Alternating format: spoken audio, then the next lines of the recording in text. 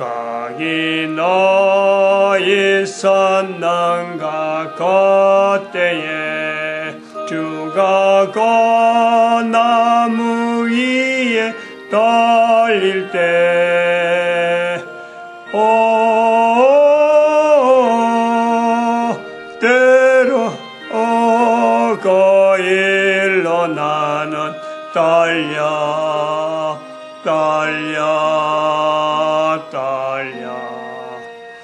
거기 너희 선능과 그때에 주여.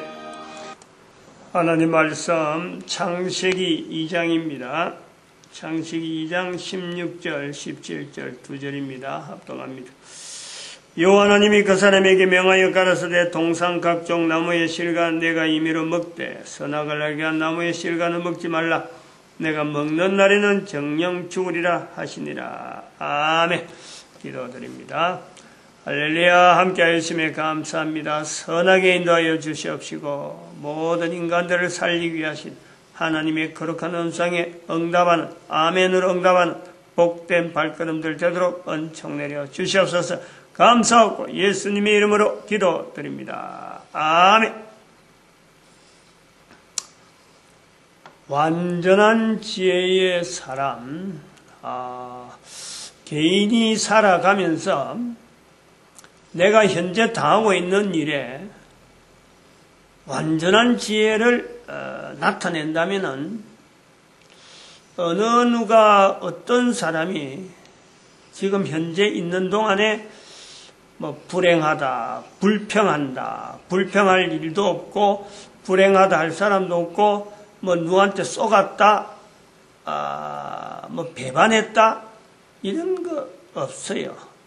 없어요. 우리 사회, 우리 인간 사회에 현재적으로 완전한 지혜의 사람이 없는 게 아니고 누구든지 완전한 지혜의 사람의 이 자리 가능한 거예요.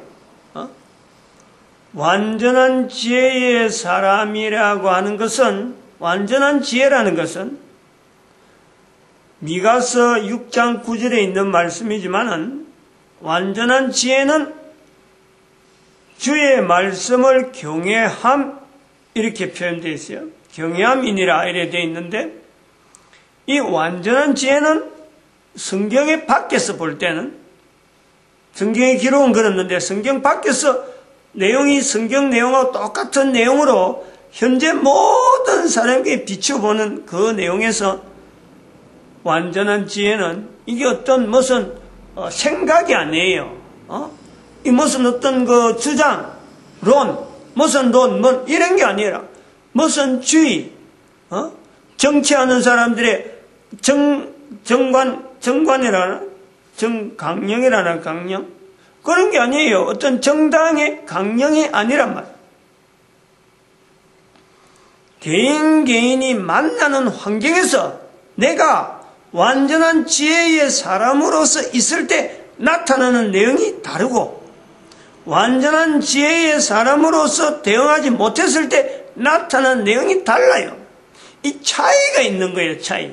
이 차이 때문에 완전한 지혜의 사람의 자리에 누구든지 있을 수 있는데 이 차이 때문에 완전한 지혜의 사람이라고 하는 이것은 자기 자신이 차이를 어느 정도 염두에 두기 때문에 자기가 아니다. 나는 이거는 내하고는 거리가 멀다라는 거지 자체가 떠나 있는 게 아니라니까. 가까이 갈 수 있고 얼마든지 가능하다니까. 그리고 이 완전한 지혜의 사람으로서는 우리가 사람이 살아가면서 과거가 있고 현재가 있고 사람이 누구든지 그렇잖아요. 지나온 걸음이 있고 현재가 있고 앞으로 걸어가야 될 걸음이 있어요. 마찬가지 완전한 지혜의 사람으로서 우리에게 과거의 모델 그리고 현재적인 모델 미래의 모델 이것이요 개인에게 완전한 지혜의 사람을 나타내는데 부족함이 없다고 할 정도로 완벽하게 주어져 있어. 완벽하게. 과거의 사람으로서는 에덴 동산에 있는 창세기 2장 15절, 16절, 17절에 있는 요즘 말씀이 있는 요 내용 우리가 본문을 읽은 하나님 앞에서의 지음받은 인간이 대표로서 한 인간이 하나님 앞에 말씀을 듣는 거예요. 하나님의 말씀을 듣는데 한마디도 인간이 말이 없고 그냥 그대로 받아들이는 것은 인간이 식물 인간이 아니라 인간이 로봇가 아니라 지금 프로그램 입력되는 게 아니라 행동하는 모든 행동, 능동적인 행동 지금과 여전하면서도 하나님 앞에 온전히 주의 말씀만 하나님의 말씀만 나타나는 그 상황이란 말이에요. 우리 인류사에 있다. 과거에도 모델이 있으면 지금도 우리는 나타낼 수 있다. 지금도 나타내는데 지금의 모델은 완전한 지혜의 사람으로서 모든 인류에게 동일하게 모델로 나타나는 것이 바로 예수 그리스도이시다. 예수님, 하나님, 그리스도이시다. 2000년 전에 이 땅에 분명히 오신 그 예수님, 그 이후로 누구든지 예수님을 통해서 누구든지 현재적인 완전한 지혜의 모델로서 이스라엘 사람들뿐만 아니라 대한민국 사람뿐만 아니라 중국, 일본 모든 나라 사람들 이슬람 사람들에게 특별히 더 은혜가 있길 바라요. 지금 억울한 거예요. 사실은 제일 지금 억울하게 취급당하는 것이 취급이라 할 정도로 지금 이렇게 국제사회에서 인류 전체 사회에서 정말 예수 그리스도를 주라 부를 수 있는 그 자리에 누구보다도 그 자리가 뜨겁게 주어져 있었는데 헬라사회에 대한 이야기하면 헬라 문화에 대한 이야기하게 되면요 이 정체가 드러나니까 참 억울해할 것 같아요. 그 현재적인 예수 그리스도가 현재적인 내가 누구든지 나타내야 될 완전한 지혜를 나타내야 될 모델이란 말이에요. 모델. 예수님이 하셨다. 그럼 나도 할 수 있다. 예수님이 했은 일을 사람이 못하는데 예수님이 허세 그거 하시기 위해서 이 땅에 오셨나? 어림없어요. 전혀 인간에게도 할 수 있으니까 인간이 할 수 있는 만큼 하나님은 예수님은 이 땅에서 보여주십니다. 완전한 지혜의 사람으로 나타날 일이 된단 말이에요. 똑같은 내용은 아니라 하더라도 그와 유사한 일이 얼마든지 사람들에게 나타나 예수님 이후로서 그걸 힘을 받아서 창세기 2장에 있는 이 모델은 붙잡지 않고 예수님을 모델로 하면서 자기 한 삶을 예수님의 걸어간 걸음과 같은 행적을 비슷하게 만들려고 했던 사람들은 지금 전에 2000년 창세기로 들어가가 수천 년이 되니까 그거는 그까지 안 가더라도 지금부터 2000년 전만 해도요 그런 사람들이 수없이 있어 왔어요. 우리 인류사에 수없이 있어 왔어요. 미처 기록으로 남겨지지 않아서 그렇지 어마어마하게 남아있어. 어마어마하게. 그 일일이 어떻게 다 기록해요.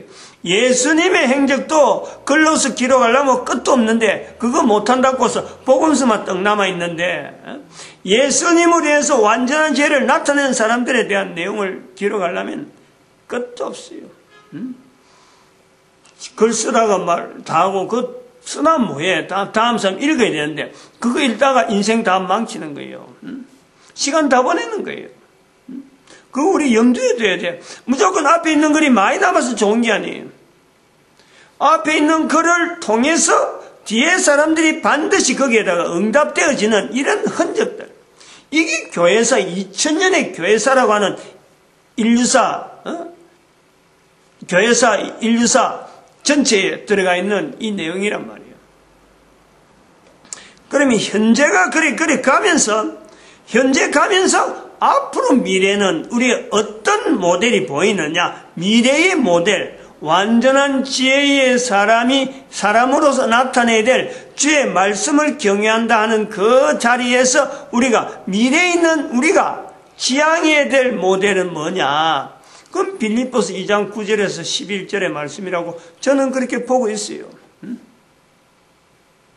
모든 이름 위에 가장 높은 이름을 예수 그리스도 이름을 두고 모든 사람의 무릎을 예수 그리스도 앞에 꿇고 모든 사람의 입을 열어서 예수를 주라 하는 그것이 인간으로서의 완전한 지혜를 나타내는 거죠. 완전한 지혜를. 완전한 지혜의 사람의 자리가 거기 있다는 거죠. 이런 그 인류 전체에 걸어가는 방향이 이 방향이에요.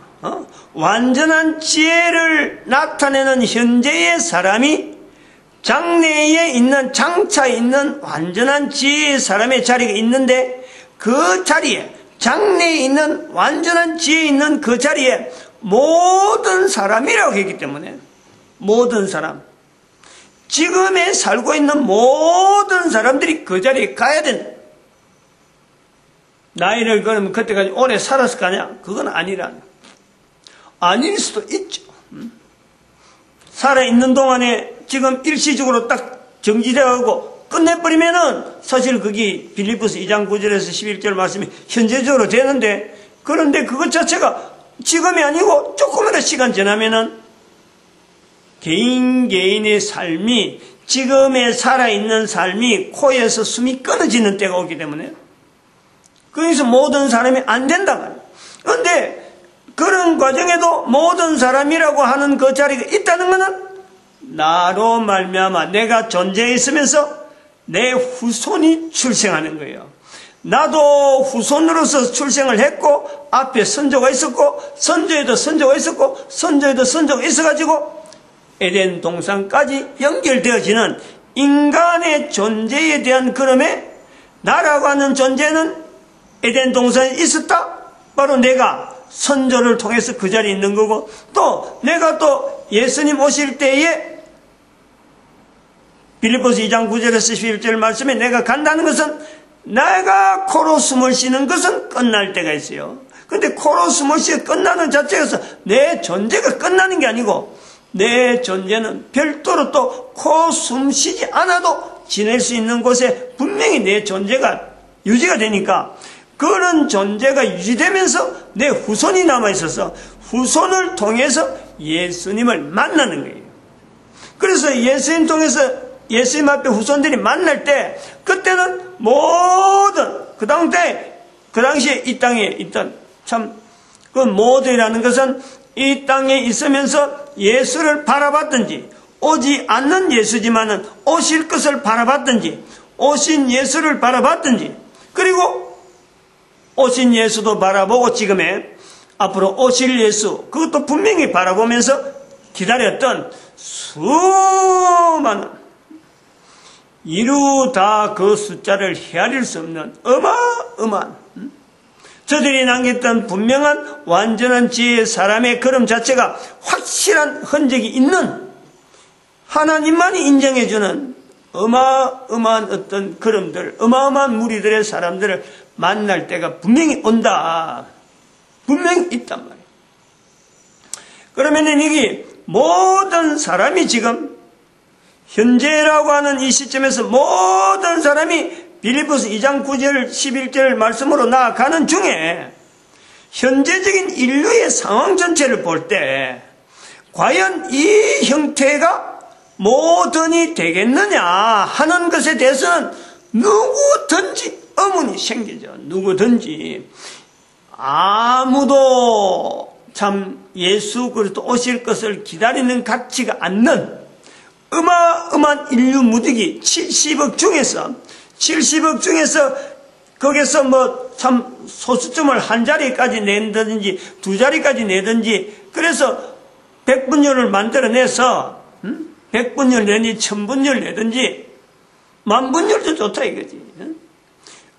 억분율도 좋다 억분율도 그래 가지고 일 되는 사람을 찾기가 힘드는 지금에 보면 오히려 반대, 예수님이 오시는 것도 모르고 예수님 이름도 모르고 예수님에 대해서 기다리지 않고 예수님이 또 오히려 더 저항하는 그런 사람들이 많이 있다고 여겨질 수 있는 지금의 환경에서 보면은 분명히 그거는요 차이가 있단 말이에요. 비교가 되는 거예요. 너무 안 맞아도 안 맞는 거예요. 그러면 왜 우리의 원래적인 어떤 위치에서는 완전한 지혜의 사람이 있었고 사람의 자리가 있고 지금의 완전한 지혜의 사람 모델이 있는데 왜 지금 있는 우리는 미래에 있는 나의 모습에서 완전한 지혜의 사람을 내가 겨냥을 할 수 없느냐? 무엇이 이유가 있을까? 우리가 한번 이것을 타당성 조사라든지 타당성으로서 조사하든지 안 그러면 여기에 대한 도대체 어떤 접근되어지는 여러 가지 방법을 통해서 왜 이런 일이 생길 수 있을까? 그럴 적에 우리는 그게 문화적인 요소로 본다. 이거지. 문화적인 요소. 우리가 살아가고 있는 환경에서의 문화적인 요소. 온 인류 자체에 영향을 주고 있는 문화적인 요소.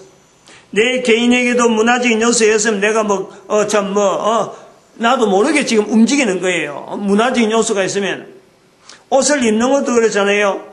또 형광등에 또 불 쓰고 하는 거, 형광등 없을 때, 그 문화라. 형광등 있을 때 실내 밝게 하는 것은 불을 켜서 밝게 하는 거, 지금 문화라. 옛날엔 하고 싶어도 못했던. 문화에게 젖어 있으면은 그냥 그대로 가버려요. 근데 그냥 그대로 가는 지금에 온 인류의 이 문화 때문에 우리가 장래의 완전한 지혜로 가는 이 길에 분명하게 병목현상 내지는 뭔가 방향을 틀리는 일이 분명히 있다. 지금까지도 그래 왔고 앞으로는 더욱더 심할 것이다 하는 것에서 어떤 문화적인 요소를 갖고 잡아보니까 여기에 인류 전체가 지금 현재 크게 4가지 문화로 현재 형성이 돼 있다. 크게 2015년 지금의 문화의 형태, 인류의 문화에 인류사 가는 데에 영향을 주고 있을 만한 문화 형태, 그것을 우리가 4가지로 두고 있으면서 헬라 문화, 중국 문화, 인도 문화, 이슬람 문화, 이렇게 해서 4문화를 개체적으로 분류를 해볼 수 있다. 이 중에서 4가지 중에서 전 세계 인류대에서 가장 영향을 미친 문화를 우리는 헬라 문화라. 지금도 이 문화의 영향 때문에 예수님이 오시는 것에 대해서 전혀 준비하지 않는 그 요소가 많겠다. 라고 보는 게 헬라 문화란 말이에요. 우주은 여기요. 지금요, 제가 제안한 이 내용에 전혀 지금 논리적으로 안 맞다라고 볼 수 있는 거예요. 왜냐하면 헬라 문화라고 하는 곳에서 성경을 통해서 참 하나님을 알리고 모든 인류 가운데 예수 그리스도 오실 것을 알린 것은요, 헬라 문화예요. 헬라 문화 안에서 생긴 거예요. 헬라 문화라고는 그건 잘못했고, 헬라 문화 환경 안에 그 속에서 예수 그리스도 알리는 데 나오고, 그 속에서 복음이 나오고, 그 속에서 교회가 형태가 갖추어져서 지금 성경과 더불어서 온 인류 사이에 지금 흩어진, 그래서 성경과 하나님에 대한 내용, 그다음에 예수 그리스도에 대한 이 모든 내용을 인류가 일반적으로 지금 현재 2015년 살고 있는 인류가 한 사람 한 사람이 생각할 때마다 이게 어느 지역에서 이렇게 전 세계 인류에 일이 보급되었을까라고 할 때에 대부분의 사람들이 그거는 거의 99.9999999%로 한참 가도 될 정도로 거의 대부분 사람이 이게 헬라 사회에서 헬라 지역에서 유래가 되었다라고 보는 거예요. 헬라 문화에 의한 영향으로 이렇게 넘어왔다라고 본단 말입니다. 거기에 대해서 반론을 제기할 사람이 아무도 없어요. 그 헬라 문화라는 자체가 서양이라 불리는 서양에서부터 기독교가 온 세계 사람들에게 전파되었다라고 하는 것이 세계사의 기본적인 내용이에요. 세계사의 기본. 그런데 여기서 완전한 지혜의 사람의 자리에서 보면은 세계사는 그랬는데, 인류사는 그랬는데, 완전한 지혜의 사람으로서 현재 내가 당하는 일에 대해서 어떻게 대처해야 바른 대처를 하게 되고, 바르게 나아가야 되고, 바르게 앞으로 내 후손들과 내가 속한 나라와 그리고 온 인류가 바른 길을 걸어가야 되느냐라고 할 때에, 현재 세계사에서 인정하는 100%라고는 할 수 있지만 99.99999%를 유럽 사회라고 하는 헬라 사회에서 온 인류 가운데 영향을 준 내용이 바로 성경이고 기독교고 내용이다라고 하는 것에 대해서 완전한 지혜라고 하는 입장에서는요, 이게 아니다, 이거예요, 아니다. 그렇게 되어진 게 아니다. 이런 거는 아마 금세기에 들어서 나오는 말이지, 이게 옛날부터 어떤 역사적인 검증이 있어가지고, 어떤 뿌리가 있어가지고, 어떤 줄기가 있어가지고, 저기 어느 계통의 사람이 말하는구나. 이게 아닌 거예요.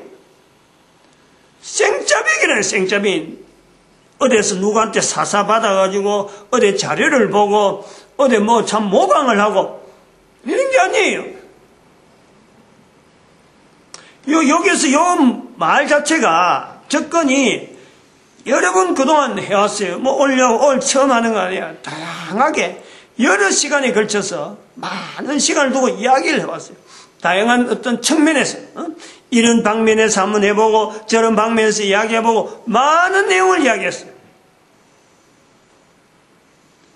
정치, 경제, 사회, 이 분야, 문화, 또 어떻게 보면은 여러 가지 참 역술이 역술, 참 종교 종교, 여러 요소에 걸쳐서 지금 온 인류가 지금 하나의 통일되어 있는 내용은 기독교의 흐름 자체를, 또 성경의 흐름 자체를 출발점을 헬라 문화로 두고 있다는 거예요. 서양을 두고 있다는 거예요. 철저하게 잘못인 거예요. 철저하게 잘못. 아주 잘못됐어요. 그러므로 이것은 이렇게 나가는 자체가 헬라 문화를 통해서 교회가 영향을 받아가지고 교회 안에서의 여러 가지 제도나 교회 안에서의 가르치는 자체가 헬라 문화적인 성격이 있기 때문에 성경에서 근거를 두거든, 성경에 근거를 한 장래에 일어나는 일에 대한 이 대응 자체가 결정적으로 이거는 실수하는 거예요. 실수하는 말. 그래서 실족, 실수, 실책 이런 말을 자꾸 연상을 하는 거예요. 헬라 문화 자체가 나쁜 문화다. 이거는 말하지 않지만은 완전한 지혜의 사람으로 지향하는 어떤 분명한 목표를 두고 세계사를 보고 인류사를 볼 때에 헬라 문화는 치명적인 결함이 있다 이거예요. 다른 중국 문화, 인도 문화, 이슬람 문화라는 건 주인이 없는 거예요. 그냥 우리가 그 범위를 이렇게 말을 한단 말이에요. 그것이 다음에 차선으로서 대응되어져서, 그러면 헬라 문화가 다음에 안 되면은 앞으로 가면 중국 문화를 해야 인도 문화를 해야 되냐, 이슬람 문화를, 이런 내용의 다른 어떤 대응책을 가지고 거기서 나오는 게 아니라 헬라 문화가 잘못됐다는 것 자체를 말할 수 있고 이걸 구분할 수 있는 자체가 중국 문화가 있어서, 그 다음에 이슬람 문화가 있어서, 인도 문화가 있어서 가능한 것이 아니라, 잘못된 부분이 있다라고 말할 때 이슬람 문화도 잘못된 부분이 있고 역시 잘하는 부분은 분명히 있죠. 중국도 있고 인도도 있어요. 좋은 내용이 있어요. 있어요. 그러나 그것 자체가 전체 완전한 지혜의 사람으로서 나아가는 모델로서 자리를 예수님 오실 때에 모든 사람이 그 무릎 앞에 무릎을 꿇어야 되는 그런 자리가 있다면은, 주어진다면은, 과연 인도 문화나 이슬람 문화나 중국 문화가 이게 가능하냐? 전혀 맞지 않아요. 지금 당장 보면 너무 어리벙벙한 거지. 왜 우리가 그래야 돼? 할 정도란 말이에요. 근데 헬라 문화는 그 내용을 알아요. 받아들여요. 그래, 그렇지. 모든 사람이 앞으로 예수님 오실 것에 대해서 유럽 사람이나 이 헬라사에 있는 사람들, 그래, 예수님 오시오. 그런 부분에서 다른 사람들의 다른 문화에 비하면은 월등하게 낮죠, 월등하게. 그럼에도 불구하고 헬라 문화의 실족이란, 헬라 문화가 인류사를 실족하게 했다, 인류를 실족시키고 있다라는 말을 쓰려고 한다는 거예요. 그것은 왜? 성경을 하나의 문화라는 것에 대응되어지는 말을 하면서 성경을 가서 비춰볼 때 헬라 문화는 마지막에 예수님 오실 때까지 갈 수 있는 그 힘이 안 된다. 이제 여기서 끝. 헬라 문화의 끝. 다시 말하면 헬라 문화가 영향을 미쳐서 인류를 예수님 오실 때까지 리드하겠다. 이것 자체를 거부하는 거예요. 불어. 이제는 성경 문화를 앞장 세워야 된다. 이거예요. 헬라 문화가 여기까지 인도에 왔는데 그 자체를 보니까 힘들게 해온 건 사실이고 열심히 하려고 한 건 사실이지만은 이대로 가다는 절대 바른 방향으로 못 간다. 수정해야 되고 여기에 분명히 보완을 해야 된다라고 하는 시점에서 지금 헬라 문화의 실족이란 실족, 그 의미를 좀 고려를 많이 해야 되는데, 그래서 마태복음 18장 6절에 있는 말씀을 우리가 찬찬히 한번 다시 가봐야 돼요. 실족이라는 거죠. 그 말씀을 하시는 분이 바로 예수님이시잖아요. 또 근본적인 부분을 좀 많이 따져야 되는데,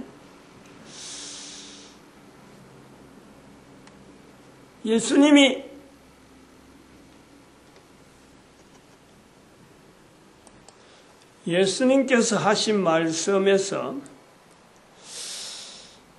실족해 하면은 연자맷돌을 그 목에 메우고 바다에 빠뜨리는 것이 낫다.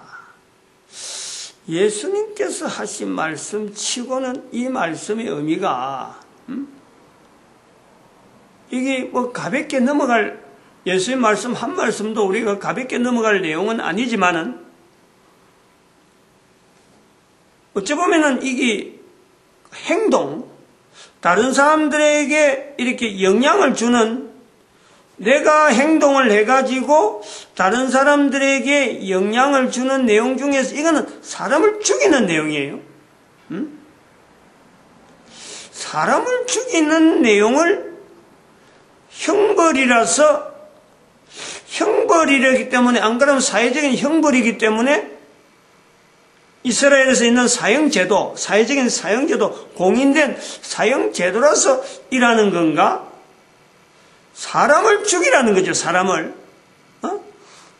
연자맷돌이라고 하면 맷돌이냐, 맷돌 중에서도 연자맷돌은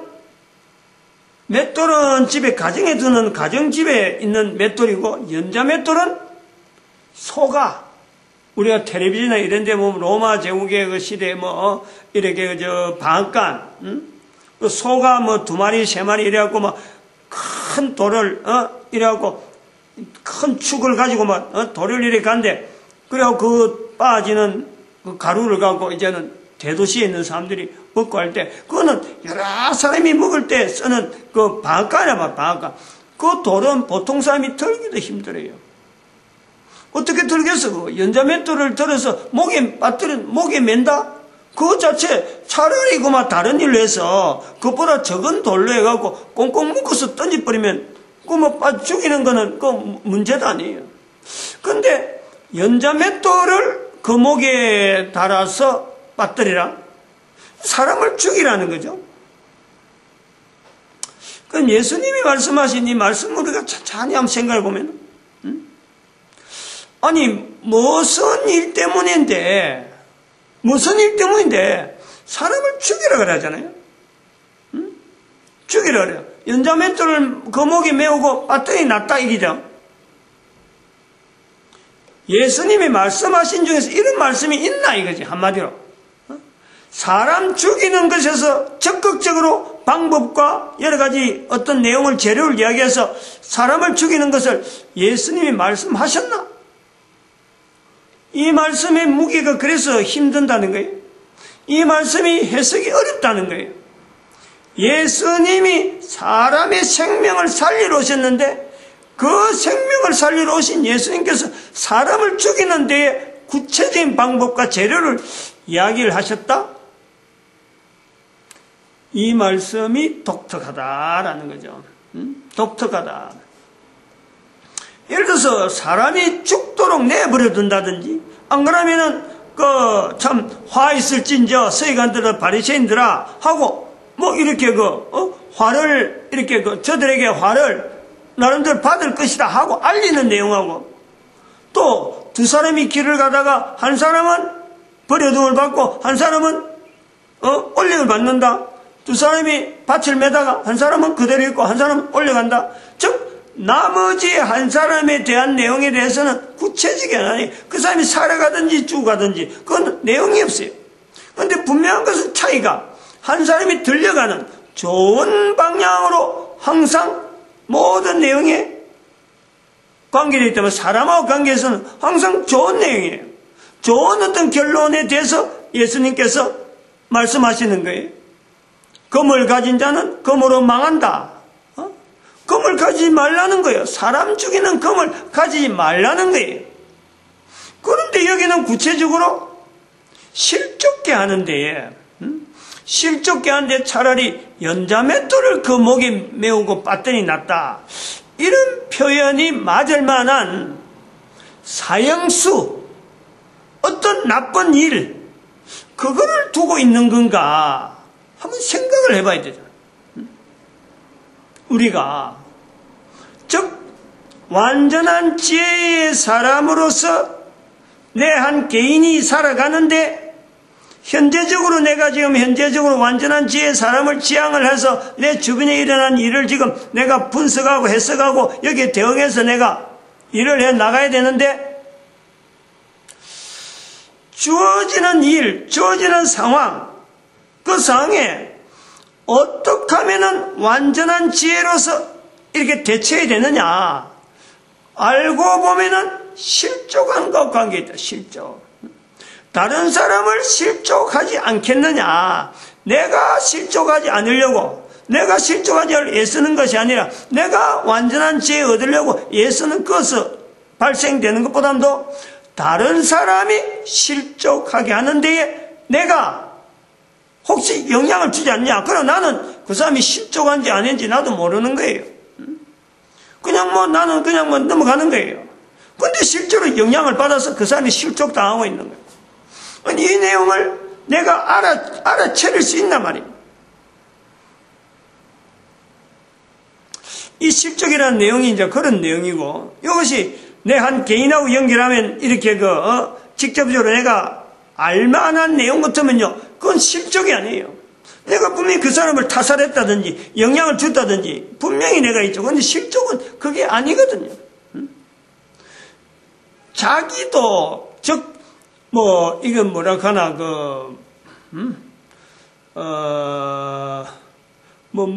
형사법에 그런 거 있잖아요.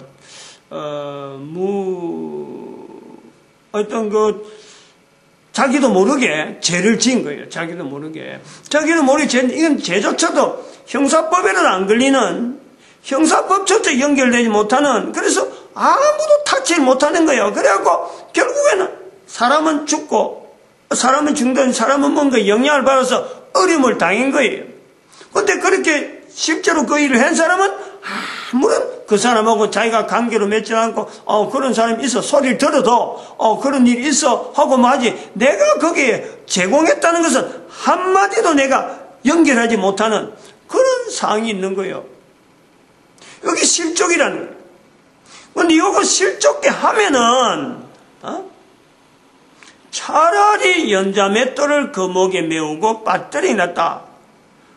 아니, 내 때문에 실수를 좀 해서, 내가 실수를 좀 해서 그 사람이 좀 어려움이 당한 건 그렇다더라도, 내가 연자맷돌에 매뜨려서 배터리라는 건지, 나를 연자맷돌에 매서 배터리라는 건지, 안 그러면 실족된 그 사람이 차라리 연자맷돌에서 배터리인 게 낫는지, 이거는 우리가 한글 자체도 그렇고, 여러 가지 글 자체가, 이게 굉장히 뉘앙스가 복잡해요.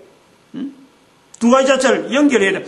피해자인지, 안 그러면 가해자인지, 또 가해자라 피해자라 할 수도 없는 것은 가해자나 피해자 자체가 이게 형사 언어지, 형사적으로 뭔가 딱 드러났을 적에, 분명한 어떤 그게 드러났을 적에 가해자, 피해자가 나온지, 이게 지금 그 일반 법하고는 전혀 타치 못하는, 보통 사람 살면서 이렇게 살지 않은 사람은 아무도 없어요. 나는 열심히 잘한다고 하는데 사실 알고 보면 상대가요, 마음에 상처가 나고 막 끙끙 매는 일이 얼마나 많아요. 그리고 나중에 이야기하면 뭐 그까지 까고 그래, 이런 일이 얼마나 많아요. 그런데 그것이 죽을 정도로 그런 일을 한 사람을 죽이든지 그래 되는 거예요. 실족을 한 사람이 죽든지 실족을 시킨 사람이 죽이든지, 실족을 시킨 사람을 죽이든지, 이걸 누가 갈라내겠어요? 누가 그걸 분별해내겠어요? 근데 거기에 들어간 사형 재료가 뭐야? 사형 재료. 사람이 죽는 문제인데, 사람을 죽이는 문제에서 한 사람이라 그래, 한 사람. 나를 믿는 이 소자 중에 한 사람이죠, 한 사람. 그 사람을 죽이는데, 사람을 죽이든지 실족해 하면 이는 결국 내 한 사람이 되었는데, 한 사람을 죽이는데 뭐 연자맷돌이 왜 들어가요? 연자맷돌이. 연자맷돌은 저 맷돌이라는 것은 이 위에하고 밑에하고 들어서 밑에는 고정되어 있고 위에는 돈단 말이에요. 그래서 이거를 크면은 이제 그 도는 부분을 큰 나무를 봐가지고 짐승을, 소 2마리면 소 2마리 기둥 하나에, 한 마리는 또 힘이 들면은 2마리, 그런 4마리, 이런 식으로 하고 2마리, 4마리 짝수로 하든지 이러는 거예요. 크게 할 때는. 한 봉에 소 2마리씩 할 수도 있고 3마리씩 할 수도 있고, 이게 그 사람의 그 규모에 따라서 연자맷돌이 크기에 따라 틀리는데, 적어도 연자맷돌이 하면 사람이 돌리는 게 아니라는 거예요. 사람이 돌리지 않는다면은 한 사람의 몸무게보다도요, 이거는 수십 배가 돼요, 수십 배. 그건 한번 장치해놓으면 그건 요지보통이지, 못 움직이는 거지. 아니, 사람 죽이려고 그걸 써놔. 사람 죽이는 기계가 아니잖아, 연자맷돌이. 근데 연자맷돌을 거목에 메우고 배터리인 게 바다에 배터리였다. 기하면은 사람 한 사람 죽이는 거, 이거 어떤 그 힘드는 그 내용보다도 연자맷돌 만들고 연자맷돌 운영하는 그게요, 훨씬 힘들어요. 또 그게 하기가 귀하단 말이에요. 귀한 거 아니에요. 사람은 그냥 사형제도하고 제일 힘든다 하는 십자가도 그만 죽이려고 하면 그냥 나무에 대롱대롱 매달으면 죽는 거예요. 그런데 여기 연자맷돌을 이야기했다. 여러 가지 요 요소가 굉장히 의미가 있잖아요. 여기서 의미를 찾아야지. 여기 사람 죽이는 것에 대해서 사람으로 인해서 개인 간의 실족에 대한 내용은 아니다라는 것을 우리가 염두에 둬야 된다. 마태복음 18장 6절에 있는, 믿는 이 소자 중에 하나를 실족케 하면 할 때에, 하나를 실족하는데 그 상대가 되는, 사람, 실족케 한 사람에게 연자맷돌 맡기는지, 안 그러면 실족당해서 죽는 사람에게, 한 사람에게 연자맷돌 맡긴다 할 적에, 분명한 것을 볼 때, 이게 대상이 연자맷돌이기 때문에, 한 사람의 대상이 된 건 아니다. 그러면은, 한 사람을 실족게 됐는데, 한 사람이 실족게 됐는데, 이 실족게 된 사람이 실족게 되어진 한 사람인데, 누구 때문에 그러느냐? 사람 때문에라는 것이 아니고, 어떤 큰 세력, 연자맷돌을 연상할 수 있을 만큼, 이거는 개인이 아니고, 어떤 세력이다. 어떤 집단이다. 안 그러면, 그걸 대상대로 해가지고, 어떤 대상되는 어떤 물건이다. 기계다. 볼 수가 있는 거예요. 그럼 이거를 뭐라 볼 수 있느냐?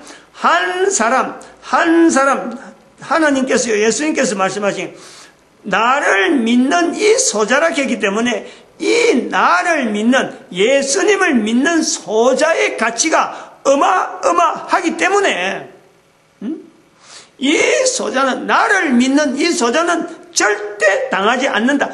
즉, 죽지 않는다.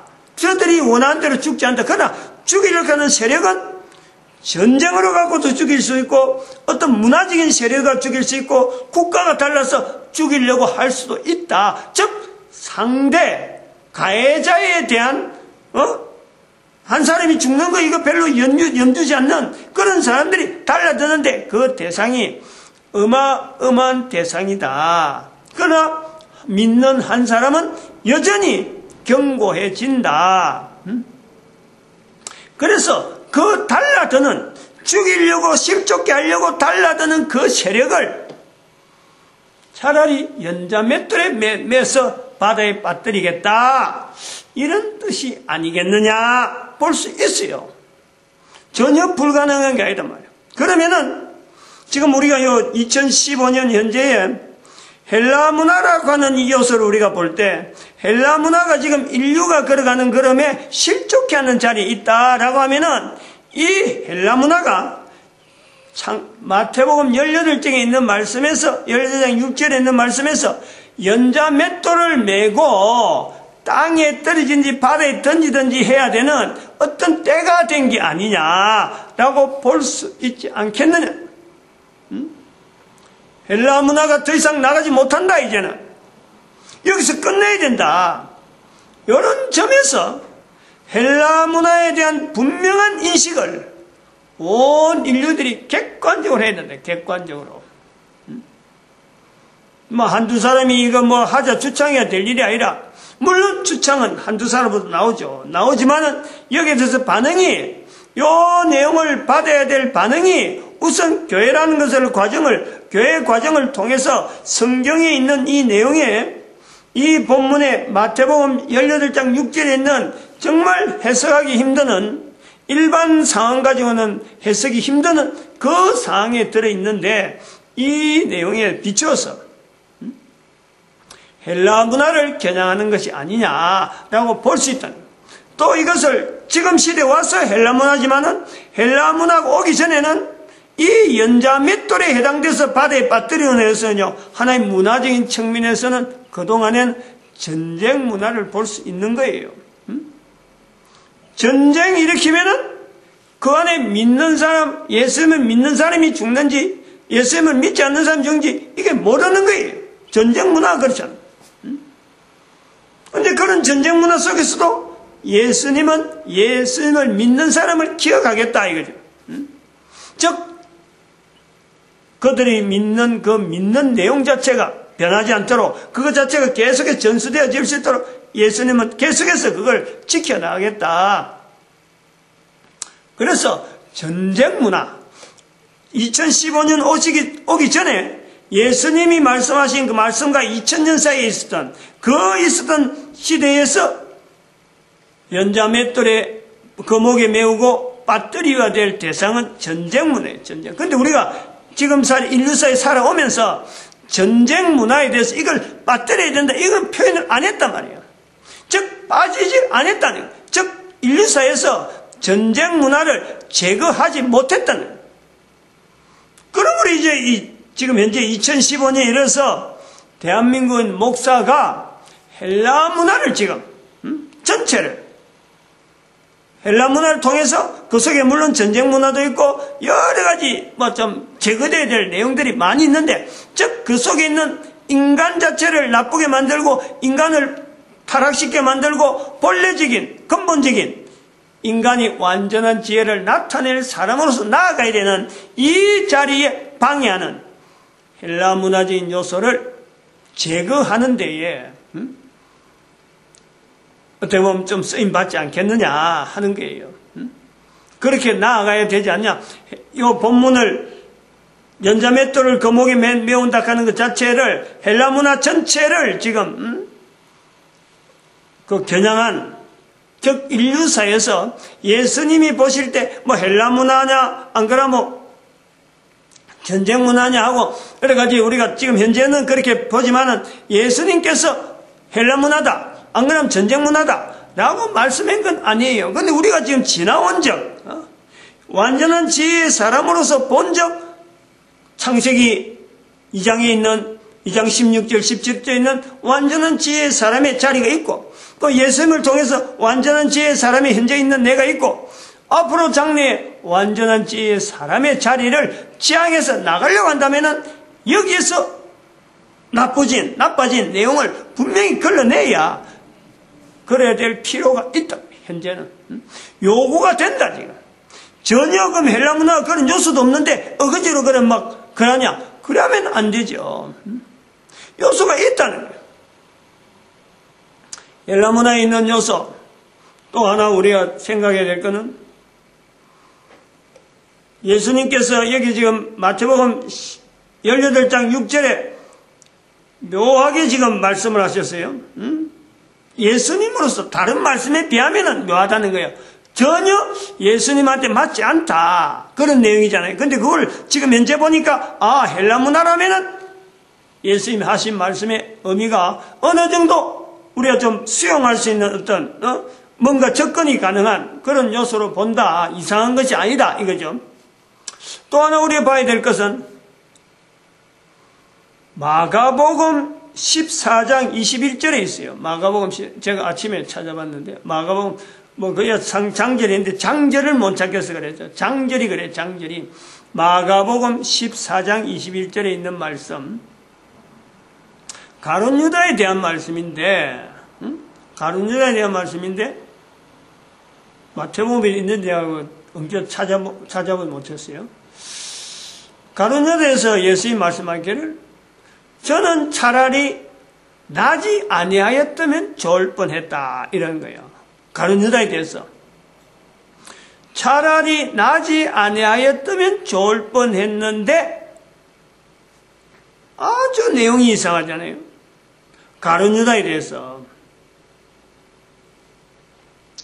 우리가 이런 내용에 사람을 두고 하는 거지만은 예수님이 나지 않았더라면 좋을 뻔했다 할 때에 가룟 유다가 끝까지 예수님을 팔자로서의 자리를 예수님이 계속해서 너다, 바로 너다, 네가 말하였도다, 나와 함께 손에 떡을 손을 잡는 자다, 잔을 손을 잡는 자다라고 지적을 하고, 또 가룟 유다가 주여 내니까 하니까 그래 너다라고 말을 지적을 했는데, 그전에도 그 여인하고 그 향유병 이야기 나올 때도 예수님께서 많이 지적을 했어요. 그러지 마라. 예수님께서 많이 지적을 하고, 근데 마침내 이제는 6월절이 돼서 밖으로 나간단 말이에요.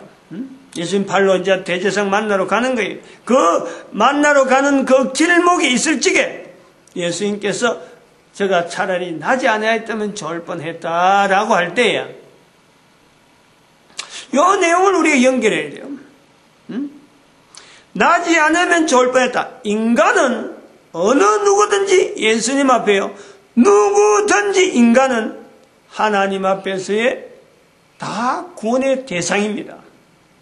모든 사람을 다 구원하시는 예수님의 구원하시기로 예수님께서 그 자체가 예수님의 이름 자체가 구원이라 모든 인간이 구원의 대상이란 말이에요.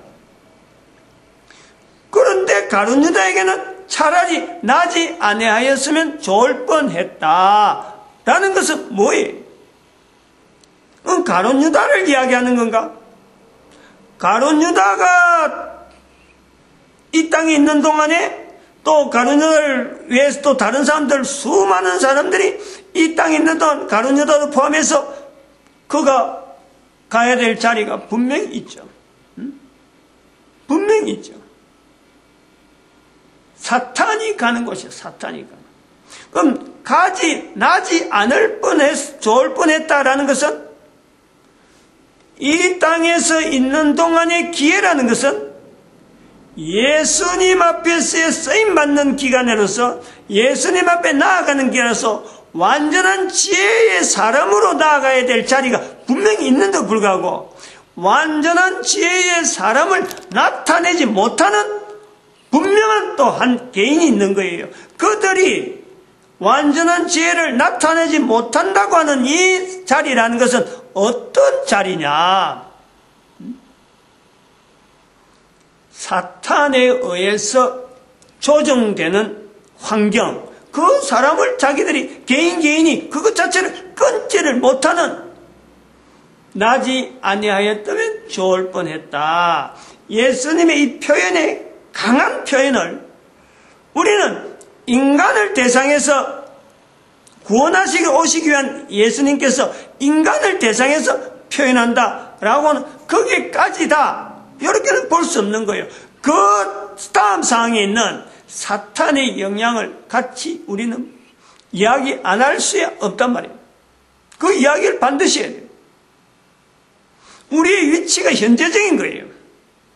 현재적으로 사탄과 하나님 앞에서의 우리의 인간 자체가 어디에 우리의 소속, 어디에 우리의 어떤 자리, 내 자신이 분명히 하나님 앞에 체험받은 자리를 그대로 유지할 거냐, 하나님을 인식하며 살 거냐, 아니면은 나의 대적의 자리에 있는 사탄에 의해서 내가 조종되어지는 그것을 내가 방치하고 있을 거냐? 여기에요, 완전한 지혜의 사람의 현재적인 자리가 있다는 거예요. 어마어마한 큰 문화에, 이 문화의 힘을 지금에 분명히 인식하고 이것 자체를 객관화하고 헬라 문화 자체를 별도로 두면서 내가 하나님 앞에서 분명한 피조물의 자리에서 내가 나아갈 것이냐, 아니면 사탄의 일정한 접근을 내가 그냥 허용하고 그냥 있을 거냐. 이것이 인간 한 개인이 현재적으로 살아가는 한 개인의 누구나 필요한 자세예요. 이게 기본적, 이게 기본이지, 이게 새로운 게 아니라, 새로운 트렌드가 아니라, 이게 기본이기 때문에 이 기본 속에서 우리가 창세기 2장 16절 17절에 있는 완전한 지혜의 사람의 자리를 옛 모델로서 우리가 가지고 있고, 그리고 현재적인 모델로서 예수님께서 오셔서 사탄의 정체를 드러내고 십자가에 못 박혀서 구원을 이루어 주시는 그 완전한 지혜 속에서 우리가 같이 현재적으로 예수님과 더불어서 나타낼 수 있는, 사탄을 언제든지 그 정체를 우리가 확인해낼 수 있는, 그리고 사탄을 물리칠 수 있는 그 능력이 개인에게 다 있다. 그 있는 상태에서 나아가는 거예요. 그냥 그 고아로서로, 아니면 저 광야에서 물 한 모금 먹고 아무것도 없는, 풀포기 없는 그런 속에서 살아라 이렇게 팽개친 우리가 아니란 말이에요.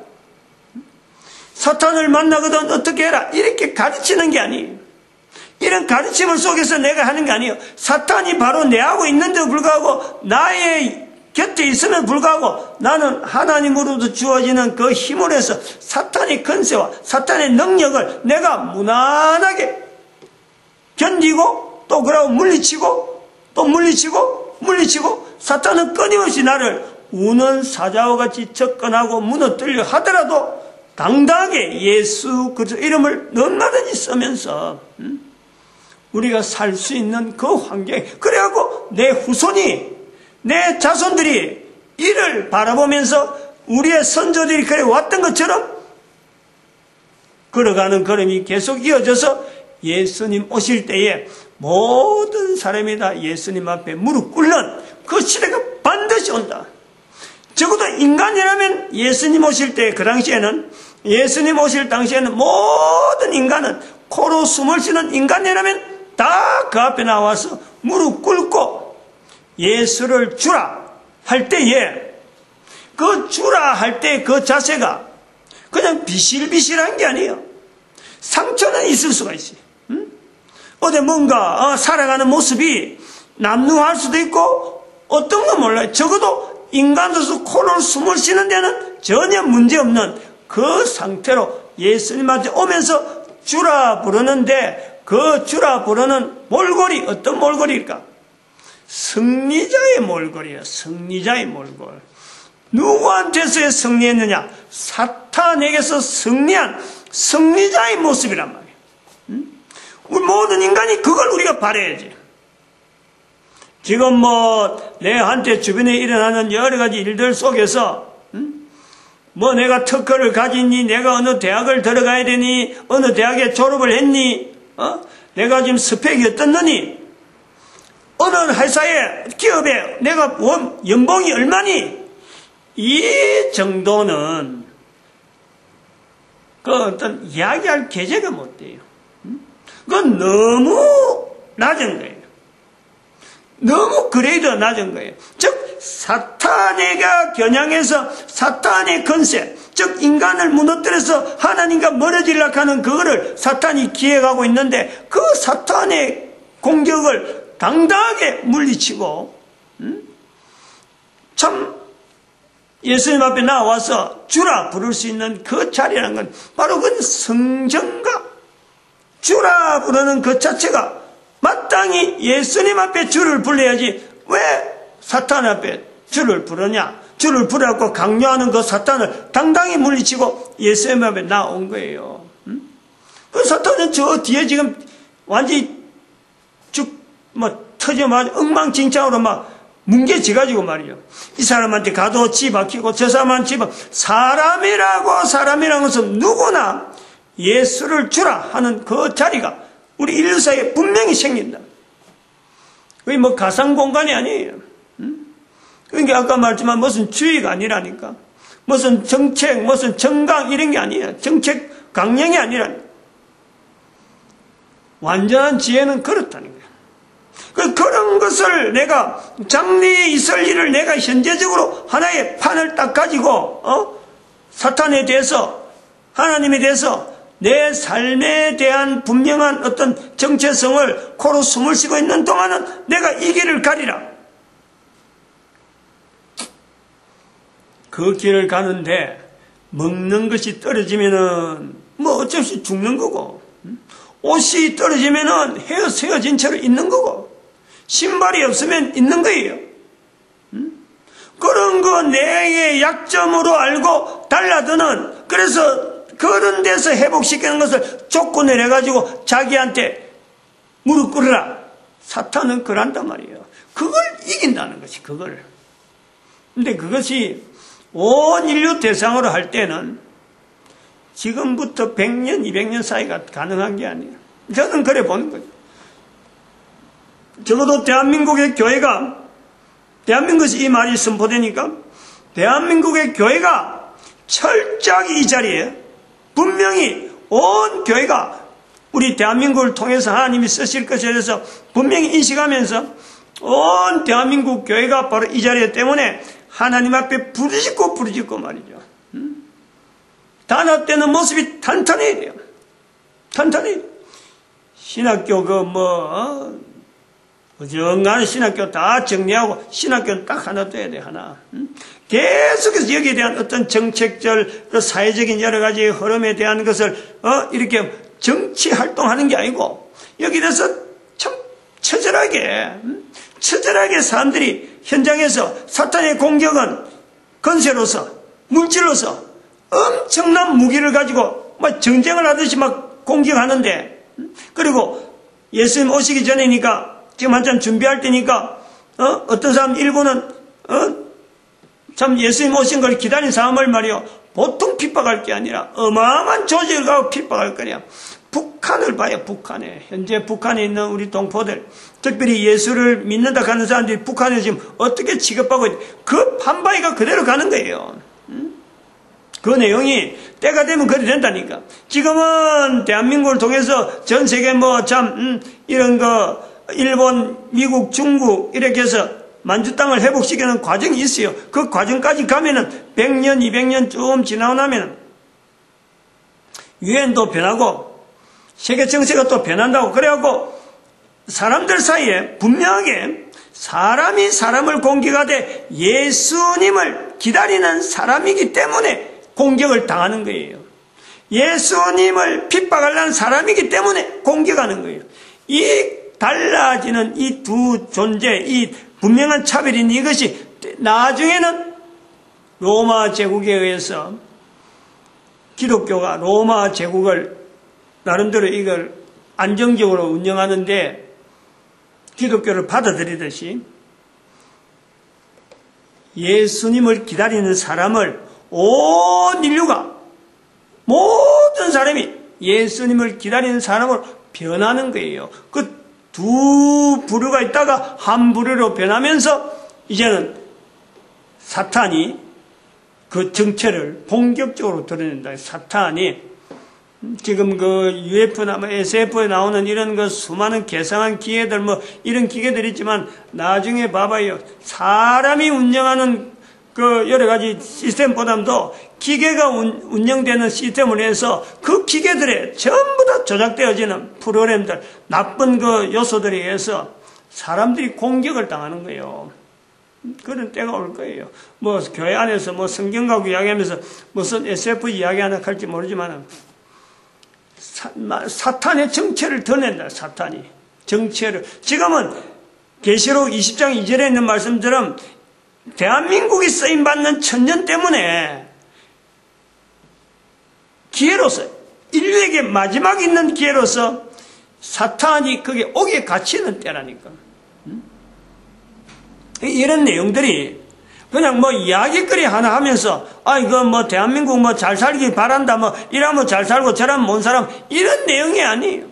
인류 전체에 대한 책임가로서 책임 있는 민족 국가로서 우리 대한민국이 운영이 돼야 나름대로 교회는 교회대로 국민들은 국민대로 그리고 저 만주 땅에 가서 중국, 일본, 미국, 한국 이렇게 해서 만주 땅을 어떻게 하든지 피차간에 서로 영향을 줄 수 있는.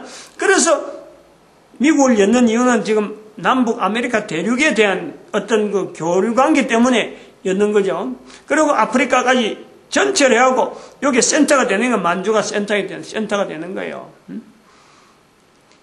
그 어떤 구성 자체가 이런 자체에 대한 요소들이 갖추어져야 된다.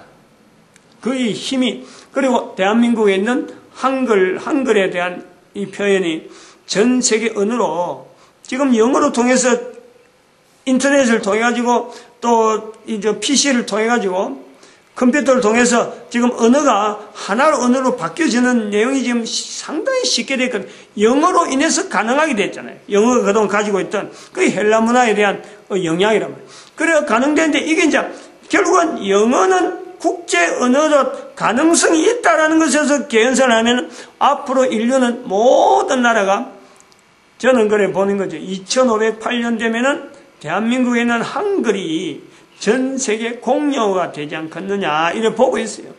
그게 하나의 기점이라. 그거 사인인 거예요. 사인.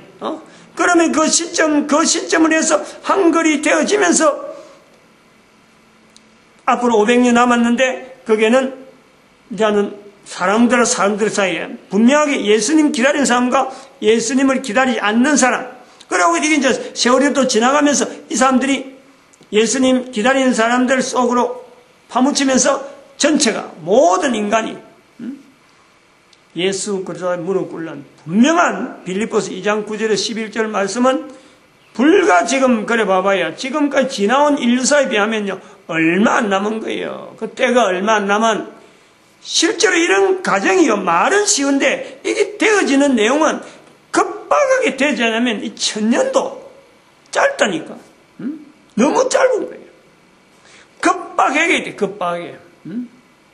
순식간에 지나가 버려요.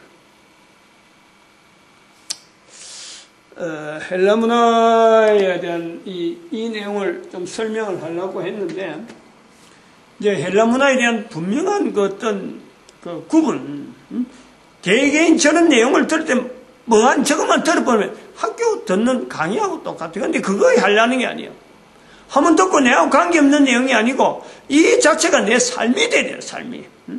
그래서 그걸 실질적으로 본인이 자기가 살아있는 환경 속에서 많이 연상을 해봐야 돼요.